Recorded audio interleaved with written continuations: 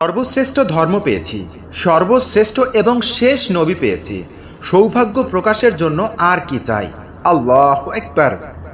দোয়া ব্যতীত কোনো কিছুই ভাগ্যকে পরিবর্তন করতে পারে না।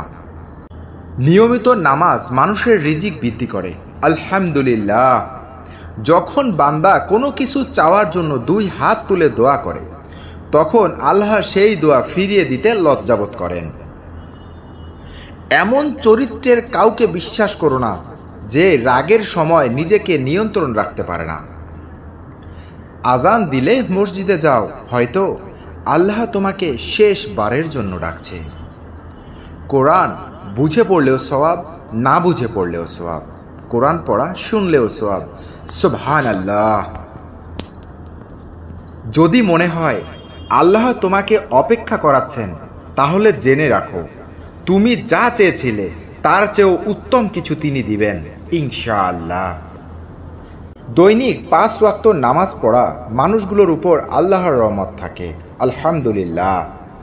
একজন মুমিনই জানে মুসলিম হয়ে জন্ম নেওয়াটা কতটা সৌভাগ্যের। মসজিদে প্রথম কাতারে যদি কাফিরও বসে, তাকে উঠানোর ক্ষমতা কোনো রাজার নেই। এটাই ইসলামের সৌন্দর্য। 3 বার সূরা ইখলাস পড়ে ঘুমালে 1 খতম কোরআন পড়ার সওয়াব পাওয়া যায়। সুবহানাল্লাহ। জান্নাতের প্রথম দরজা খুলবেন আমাদের প্রিয় নবী হযরত মুহাম্মদ সাল্লাল্লাহু আলাইহি ওয়াসাল্লাম। আল্লাহ চাইলে তোমাকে আরও খারাপ রাখতে পারতেন। আলহামদুলিল্লাহ, অনেক ভালো আছি।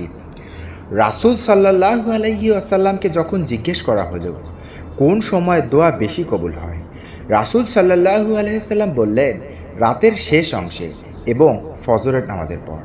আলহামদুলিল্লাহ। নামাজ পড়তেই থাকুন, হতাশ হবেন না। বিশ্বাস রাখুন, আল্লাহ সব কষ্ট দূর করে দেবেন ইনশাআল্লাহ। বর্তমানে আমরা যেটাকে ক্রাশ বলি, রাসূল সাল্লাল্লাহু আলাইহি ওয়াসাল্লাম সেটাকে চোখের জেনা বলেছেন।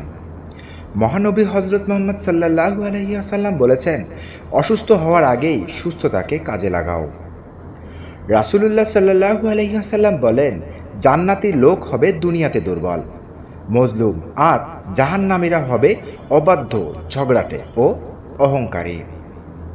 ফজরের নামাজ পড়লে দেহে ও আত্মার শান্তি মিলে। আলহামদুলিল্লাহ।